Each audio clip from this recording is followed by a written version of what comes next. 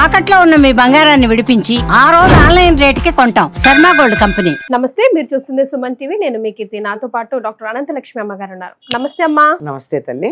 అమ్మ, పహల్గామ్ ఉగ్రదాడి గురించి మీ స్పందన ఏంటి? అసలు ఎందుకు ఇలా జరిగింది? ఇంత worst of the worst case అయితే ఈ మధ్య కాలంలో మళ్ళీ ఇంకెప్పుడు చూడము, ఇంకా పై చూడకూడదంట. అసలు చూడకూడదు కూడా. ఏం చేయాలంటారమ్మా? అమ్మ, కొంచెం జాగ్రత్తగా ఉండవలసిందేమో అనుకుంటా. ఎందుకంటే జాగ్రత్తలు తీసుకునే ఉన్నారు, కానీ కాశ్మీర్ చాలా ప్రశాంతంగా ఉంది. ఎన్నికలు కూడా అయినాయి, ప్రజాస్వామ్యం అక్కడ అమల్లో ఉంది. అందుకని అందరూ దాన్ని చాలా తేలిగ్గా, అక్కడక్కడ నుంచి హింట్స్ వస్తున్నా కూడా లైటర్ వేలో తీసుకున్నారు. హింట్స్ కూడా ఎక్కడ పెద్దగా రాలేదు. ఇంటెలిజెన్స్ రిపోర్ట్లు ఏమన్నా ఉన్నాయేమో కానీ బయటకైతే ఏమీ లేవు. మనం మామూలుగా సోషల్ మీడియాలో కానీ సోషల్గా కానీ బయట ఎక్కడ ఏ హింట్స్ లేవు. కాకపోతే ఒక స్టేట్మెంట్ అది ఇచ్చాడు, కాశ్మీర్ మాదే, ఓకే మాదే అన్న మాట. అంటే ఊరికే అప్పుడప్పుడు ఆర్భాటంగా మాట్లాడుతూ ఉంటారు కదా, ఓడిపోయేవాడు గట్టిగా అరుస్తూ ఉంటాడు నేను గెలుస్తాను అని. అట్లా అనుకోవడం జరిగింది. కొంచెం రిలాక్స్ అవ్వకుండా ఉండాల్సింది. ఇంత ఎన్నికలు జరిగిన గనక ప్రశాంతంగా ఉంటుంది అని మనం దాన్ని తేలిగ్గా తీసుకున్నాం. ఎన్నికలు జరిగినా ప్రశాంతంగా ఉండదు అనేటటువంటి విషయాన్ని గురించి మనస్సులో జాగ్రత్త పడి ఉండాల్సింది. టూరిస్టుల మీద పడతారని కూడా, టూరిస్టుల మీద పడతారని అనుకోలేదు, కానీ వాళ్ళ ప్లాన్ అదే జరిగింది. ఎందుకు జరిగిందంటే, ఎంతసేపు మనకి ఉగ్రవాదుల దాడి ఎప్పుడూ కూడా సైనికుల మీద వాళ్ళ మీదే ఉంటుంది కానీ లేకపోతే పోలీస్ డిపార్ట్మెంట్ మీద ఉంటుంది కానీ టూరిస్టుల మీద ఉండదు. కానీ ఎందుకు జరిగిందని మనం ఊహించవచ్చంటే, కాశ్మీర్లో ఆ ప్రాంతంలో అంతా కూడా ఆదాయం వాళ్ళకి టూరిస్టుల మీదే. అది సుమారుగా స్విట్జర్లాండ్ లాగా, మినీ స్విట్జర్లాండ్ లాగా మన వాళ్ళు అనుకుంటూ ఉంటారు. అటువంటి ప్రదేశానికి టూరిస్టుల మీద గనక దాడి చేసినట్టే టూరిజం అయిపోతుంది. టూరిజం అయిపోయింది అంటే ఇంకా అసలు కాశ్మీర్లో ఆదాయమే ఉండదు, ఇంకెవరు అటు రారు అని ఊహ అయ్యి ఉండాలి. మనం అనుకున్న మాట. వెకేషన్ టైము ఇప్పుడు వేసవికాలం, సెలవులు కనుక టూరిజం బాగా అభివృద్ధి చెందేటటువంటి సమయం. ఈ సమయంలో టూరిస్టుల మీద కనుక చేసినట్టయితే ఎవరెక్కడికి రారు. సైనికుల మీద చేస్తే పర్వాలా, వచ్చే అవకాశం ఉంది మళ్ళీ. కానీ దాని మీద పైగా మన దేశం వాళ్ళేనా, అందరి దేశాల వాళ్ళు కూడా వస్తారు అక్కడికి. ఇతర దేశాల వాళ్ళు కూడా వస్తారు. అన్ని రాష్ట్రాల నుంచి వెళ్ళేది టూరిస్ట్ ప్లేస్ కి అన్ని ప్రాంతాల వాళ్ళు పెడుతూనే ఉంటారు కదా, అది కారణం అయి ఉంటుంది. పైగా చేసినటువంటి భయంకరమైన విషయం ఏమిటంటే, ఇండియన్ ఆర్మీ డ్రెస్సులు వేసుకుని మరీ చేశారు. ఇంకోటి భయంకరమైన విషయం ఏమిటంటే, చంపే వాళ్ళని హిందువులో కాదో తెలుసుకుని మరీ చంపారు. అక్కడ అసలు ఎలా మండిపోవాలంటే, నువ్వు ఇప్పుడు కుంభకర్ణుడు యుద్ధం చేసేటప్పుడు ఇలా తినేస్తూ వానరులతో పాటు కొంతమంది రాక్షసులు కూడా తినేశాడు ఆవేశంలో. అట్లా కాకుండా ప్రతివాణ్ణి విడదీసి చూసి చూసి చూసి చూసి తినడం అన్నది ఇంత భయంకరంగా, హిందువు అనేటటువంటి వాడు అవునా కాదా అని చూసి అవునో కాదో తెలియ చెప్పే గుర్తుల కోసం వెతికి మరీ చంపాడంటే, ఉగ్రవాదులలో మత ప్రమేయం లేదు అని ఎవరన్నా అంటే గుడ్డి వాళ్ళు అనాలి వాళ్ళని. ముందు అసలు వాళ్ళని అనకూడదు, కానీ అలా అన్న వాళ్ళని అసలు ముందు ఏం చేయాలో అర్థం కావట్లేదు.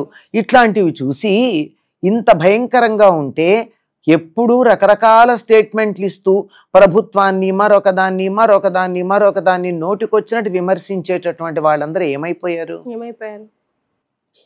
నోరుంది కదా అని నోరు పడేసుకునే వాళ్ళందరూ ఇప్పుడు వాళ్ళ నాలుకలు ఏమైపోయాయి? వాళ్ళ నోళ్ళు ఎందుకు కట్టుబడ్డాయి? ఏమి తీసుకుని నోరు మూసుకు కూర్చున్నారు? ఏదో ఒకటి ఎక్కడి నుంచో వాళ్ళకి వచ్చి నోరు మూసుకోమని చెప్పేటటువంటి కారణం ఏదో ఉండాలి కదా. ఒకప్పుడు నోరు విచ్చలవిడిగా నోరు పడేసుకోవడానికి ఏం తీసుకుని పడేసుకున్నారు, ఇప్పుడు ఏం తీసుకుని నోరు మూసుకు కూర్చున్నారు. ఇక్కడ నోరు పడేసుకున్న వాళ్ళని, నోరు మూసుకు కూర్చున్న వాళ్ళని అనడం కాదు, అది సెకండరీ చెప్పినా గాని. నిజానికి ఆత్మాభిమానం ఉన్నటువంటి వాళ్ళు ఎవరైనా తప్పనిసరిగా ప్రతిస్పందించవలసినటువంటి అవసరం ఉంది. ఇప్పుడు చిన్న పిల్లోడు కూడా స్పందిస్తున్నాడమ్మా. వాడు కూడా అసలు ఇలా ఎంత యాంటీగా మాట్లాడుతున్నారు అంటే ఈ రోజుల్లో అంటే పిల్లలకి ఇన్ఫర్మేషన్ చాలా ఈజీ కదమ్మా దొరికేయడం. ఈవెన్ దే ఆర్ బాయిల్, వాళ్ళ బ్లడ్ కూడా బాయిల్. ఇప్పుడు మనం ఎంత కాలం ఇప్పుడు పిల్లలు మాత్రం ఇంకా వాళ్ళల్లో ఆ కల్మషం లేదు గనక తొందరగా మాట్లాడుతున్నారు. పెద్దవాళ్ళ కన్నా పిల్లలు బాగా మాట్లాడుతున్నారు కదా. పెద్దవాళ్ళు ఎందుకు నోళ్ళు మూసు కూర్చున్నారు? చాలా ఉన్నాయి కారణాలు. ఒక్కొక్కటి మాట్లాడుతూ ఉన్నట్టయితే చాలా పెద్ద కాంట్రవర్సీకి వస్తుంది గనక కొన్ని విషయాలు మనం మాట్లాడడం. కానీ ఎన్ని విషయాల కారణంగా హిందువులందరూ నోరు మూసుకొచ్చున్నారమ్మా. ప్రతి హిందువు స్పందించాల్సిన అవసరం ఉందా లేదా? హిందూ ఇప్పుడు ఎవరినైతే వాళ్ళు చేశారో, కల్మాన్ చదివితే చదివిన వాడినే ఊరుకుని మిగిలిన వాళ్ళని చంపాడు అంటే కల్మాన్ చదవని ఇతర మతస్థులు కూడా స్పందించాలా అక్కర్లేదా? అదే కదా, ఆలోచించండి. అది కూడా ఆలోచించాలి కదా. ఇప్పుడు వాడు హిందువే అనుకున్నాడు కానీ నాన్ హిందూస్ కూడా, నాన్ ముస్లిం అయినటువంటి వాళ్ళు కూడా కొంతమంది ఉండుండొచ్చు కదా. వాళ్ళ గురించి ఏంటి అసలు ఇంత ఇదిగా చేశారు అంటే అసలు కడుపు కాదు మండేది, శరీరంలో ఉన్న రక్తంలో ఉన్న ప్రతి కణం మండిపోతుంది. శరీరంలో మన మాంసంలో ఉన్న ప్రతి అణువు ప్రతిస్పందిస్తోంది. లేదు అంటే జీవచ్ఛవాల కింద లెక్క. ఎవరైతే స్పందించలేదో వారు జీవచ్ఛవాలేమో అని అనుకుంటాను నేను. అంటే ఇది ఇప్పుడు హిందువుల మీద జరిగిందనే కాదు, ఇది ఎవరి మీద జరిగినా మనం అలాగే అనుకుంటాం. ఇప్పుడు అదొక సంగతి మళ్ళీ గుర్తుపెట్టుకోండి. ఇదేదో హిందూ తీవ్రవాదం ఇలాంటి పదాలు చాలా చాలా గొప్పగా తయారయ్యాయి కదా జర్నలిజంలో, కొత్త పదాలు కాదు. ఇది ఒక బుద్ధిస్టుల మీద జరిగితే మనం స్పందించమా? జైన్స్ మీద జరిగితే స్పందించమా?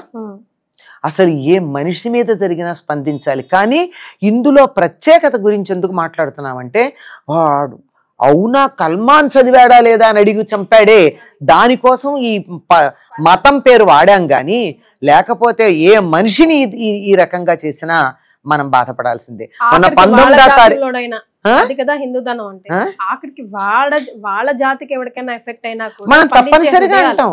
ఇప్పుడు అందులో కూడా వాళ్ళల్లో ఎన్ని భేదాలు ఉన్నాయమ్మా. ఒకళ్ళనొకళ్ళు తిట్టుకున్న వాళ్ళు, చంపుకున్న వాళ్ళు లేరా? వాళ్ళ భేదాల్లోనే కొట్టుకున్నారు కదా. మనం హిందువుల గురించి మాట్లాడతారు కానీ మీకు ఇన్ని కులాలు ఉన్నాయి, ఇన్ని మతాలు ఉన్నాయి, ఇంతమంది దేవుళ్ళు ఉన్నారని. మరి అన్ని మతాలలోనూ అన్ని శాఖలు ఉన్నాయి. పేర్లు చెప్పుకొస్తే బాగుండదు. ఎన్ని శాఖలు ఉన్నాయి, ఒక్కొక్క మతంలో ఎన్ని శాఖలు ఉన్నాయి. వేరే వాడి జోలికి వెళ్లకుండా భారతదేశంలో పుట్టిన మతాల గురించి నేను చెప్తాను నేను. బౌద్ధం ఉంది, జైనం ఉంది, వీటిల్లో కూడా హీనయానం మహాయానం లాంటి భేదాలు ఉన్నాయి కదా. శ్వేతాంబర్లు దిగంబర్లు అని ఉన్నారు కదా, అంటే ప్రముఖంగా కనపడేవి. ఇవి కాక చాలా ఉన్నాయి కదా, అంటే ప్రముఖంగా చెప్పేవి ఇవే. ఇంకా అంతరాంతరాల్లో ఉండేటువంటి శాఖలు చాలా ఉన్నాయి కదా. అవేం కనపడవు, ఇక్కడేవో కనపడతాయి. ఎందుకంటే ఇక్కడ మనం మైక్రోస్కోప్ పెట్టి భూతద్దం పెట్టి ఇట్లా చూపిస్తున్నాం కనుక. భూతద్దాలు తీసేయండి, ఎవ్వరి గురించి ఎవరు మాట్లాడద్దు, ఎవరి సంప్రదాయం వాళ్ళు పాటించుకుంటారు. నీ సంప్రదాయం గురించి నువ్వు ఆలోచించుకో, నా సంప్రదాయం గురించి నేను ఆలోచించుకుంటా. నా పద్ధతి గురించి నేను పట్టించుకుంటా, నీ పద్ధతి గురించి నువ్వు పట్టించుకో, నేను అడగను అనేటటువంటి ఉదార భావం రావాలి. అది వచ్చే వరకు మతం కానీ, జాతి కానీ, కులం కానీ, ఏ రాష్ట్రం కానీ, లేదంటే రేస్ అంటారు, అంటే white race, black race, red, brown ఉన్నాయి, ఎల్లో, ఈ రేసెస్ కానీ వీటన్నింటినీ పక్కకు పెట్టి హ్యూమన్స్ అన్నది ఒక్కదాన్ని మనం తలుచుకోగలిగినట్టయితే అది లేకుండా పోయిందమ్మా. ఇది పిల్లలలో కనీసం ఇప్పుడన్నా మనం పెంపొందించేట్టుగా చేయగలిగితే రాబోయే తరాలన్నా బాగుంటారు. కానీ నిన్న ప్రైమ్ మినిస్టర్ అనౌన్స్ చేసే వరకు కూడా విల్ నాట్ లీవ్ మన ఇటు పరిస్థితిలో we don't forget or forgive అన్నారు. అప్పటి వరకు మామూలుగా అయితే అసలు క్షమిస్తాం మనం ఎప్పుడు. సహనం ఎక్కువ, క్షమ ఎక్కువ, ఓర్పు ఎక్కువ సనాతన ధర్మంలో. దీని విషయంలో మేము ఈసారి క్షమించం, మర్చిపోము అన్న ఆ మాట అన్నాక కొంతలో కొంత శాంతిగా నిన్నటి నుంచి, అంటే ఆ వార్త విన్నప్పటి నుంచి నిద్ర పట్టలేదు, తిండి సహించలేదమ్మా. చాలా బాధేస్తుంది. నేనే కాదు, ప్రపంచంలో ఎవ్వరికైనా అలాగే ఉండే ఉంటుంది చాలా మందికి. నాకు మాట్లాడే అవకాశం కలిగింది. అవకాశం లేకుండా ఇంతకన్నా ఎక్కువగా కడుపు మండిపోతున్న వాళ్ళు ఎంతమంది ఉంటారు. వాళ్ళ వంక చూస్తే వాళ్ళ కళ్ళల్లోంచి నిప్పు రవ్వలు వస్తూ ఉంటాయి. ఇంట్లో ప్రశాంతంగా లేకుండా కూడా చాలా మంది ఉండి ఉండొచ్చు.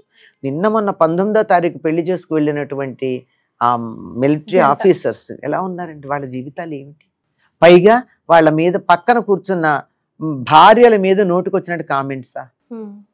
అది కూడా అదెవరు వాళ్ళు కాదు, మన వాళ్ళు చేశారు.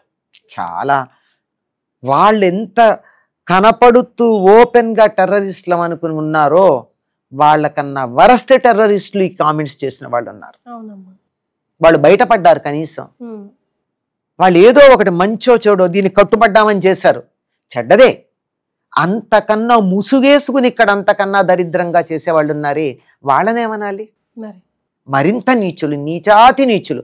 ఇంకా అసలు భాషలో పదాలే లేవు వాళ్ళని వర్ణించడానికి. మనిషి జాతిలోనే చెడబుట్టారు అంతే. జంతువుతో కూడా పోల్చొద్దు, జంతువులకు నీతి ఉంది. అవును కదమ్మా. అంచేత మనిషిని ఎప్పుడూ జంతువుతో పోల్చకండి, మీకు నచ్చితే పోల్చండి. విశ్వాసపాత్రంగా ఉంటే కుక్క అనండి, చాలా సంతోషం. అంతేగాని ఏ జంతువుతోనూ మనిషిని పోల్చొద్దండి. జంతువులు వాటి లక్షణాలను అవి చాలా జాగ్రత్తగా కాపాడుకుంటున్నాయి. మనిషికి మనిషి లక్షణమే లేదు, జంతువు అనడానికి వీల్లేదు.